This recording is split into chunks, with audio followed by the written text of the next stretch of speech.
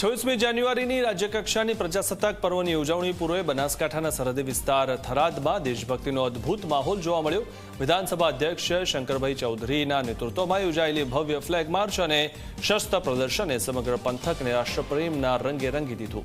થરાદના iconic road પર Gujarat police દ્વારા એક શક્તિશાળી રોડ શો યોજવામાં આવ્યો હતો, જેમાં અશ્વદળ, અત્યાધુનિક ચેતક કમાન્ડો, મહિલા પોલીસ અને એનસીસીની પ્લાટૂન દ્વારા ગૌરવભરી પરેડ યોજાઈ હતી।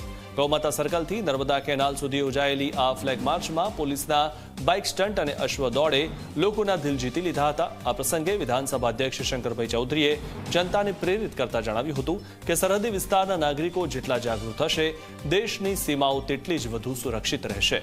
માત્ર ફ્લેગ માર્ચ જ નહીં, પણ શંકરભાઈ ચૌધરીના હસ્તે થરાદમાં એક ભવ્ય શસ્ત્ર પ્રદર્શનનું પણ ઉદ્ઘાટન કરવામાં આવ્યું હતું, જેમાં સેના અને પોલીસ દ્વારા વપરાતા આધુનિક હથિયારો પ્રદર્શિત કરાયા છે।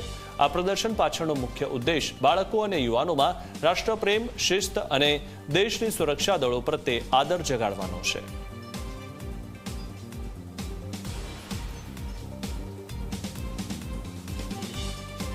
લોકોના મનની અંદર દેશના પ્રધાનમંત્રી મોદી સાહેબે જે પ્રમાણે કહ્યું છે કે સરહદી વિસ્તારના પ્રજાજનો જેટલા દેશભક્ત હશે, જેટલા સતર્ક હશે, એટલી જ દેશની સીમાઓ સુરક્ષિત હશે।